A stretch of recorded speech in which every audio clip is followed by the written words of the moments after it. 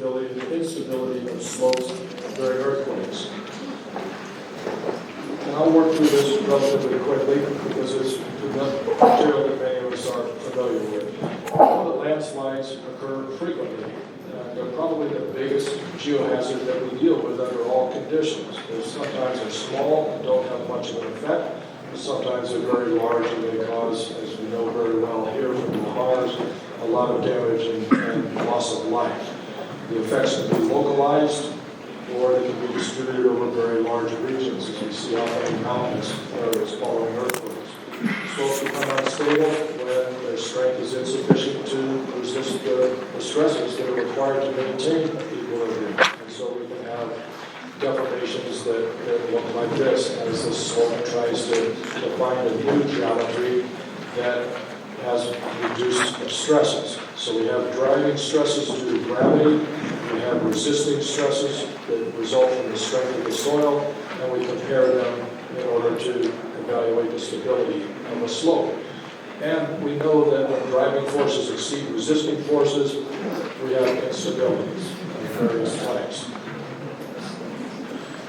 Soils can have high shear strengths or low shear strengths. The strengths can change quickly with depth, or they may be almost constant with depth. When we have shear strengths that don't increase very quickly with depth, we tend to see deep-seated failure mechanisms. And when the soil's strength increases quickly, we see shallower failure mechanisms. We may have weak layers that exist within a slope and can control the nature of the failure, as well as control when that failure occurs. Or we may have permeable layers between impermeable layers, and they can also have an important effect. Sometimes small features can have a strong influence on the instability of a slope. We also have rock slopes to deal with, and rock slopes' behavior are typically controlled by the discontinuities of the joints between them.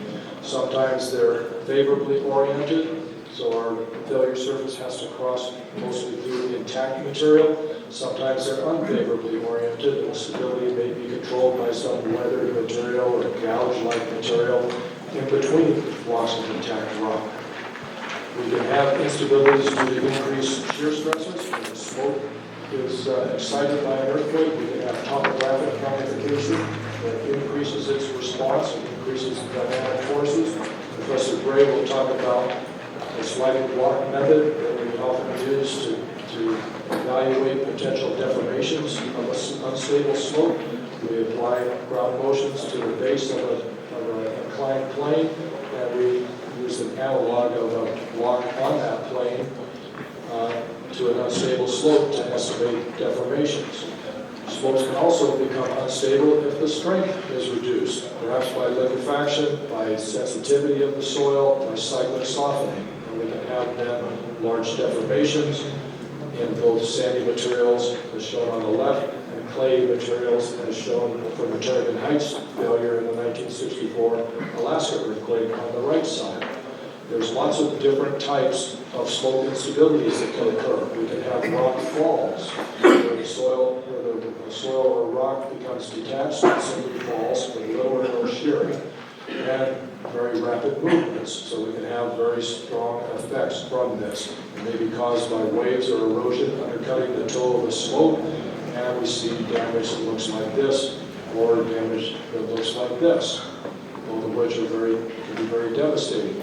We have rotational failures, where we have shearing on a curving surface. It's concave up, can often be close to circular. We see this occurring when the properties of the soil are relatively constant, where the soils are homogeneous. It can be shallow or deep, and we see features that may look like this, or may look like this. We can also have translational slides, where sliding occurs on an almost planar surface. They're usually pretty shallow. They may undulate a little bit. They often follow weak seams or planes within the materials. If we have water present, they can become very mobile and move over large distances in debris flows.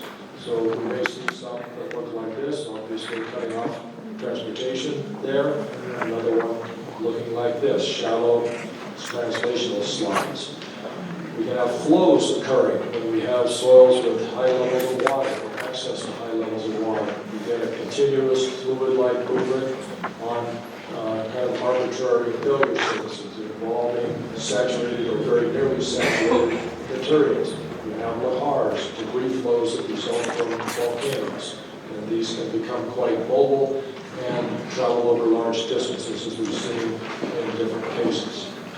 So, to summarize, landslides occur very frequently under rainfall conditions. They also can occur under earthquake conditions. In any landscape, there's usually a distribution of levels of stability of slopes. When an earthquake comes along, the less stable slopes will often be contributed to landslides. They can be shallow or deep, depending on the geometry and the shear strengths. Groundwater conditions, discontinuities have a very strong effect on slope stability. Different types of failures can occur, and we should check all types that may occur to make sure that we're covering all of the possibilities when we're evaluating or designing slopes.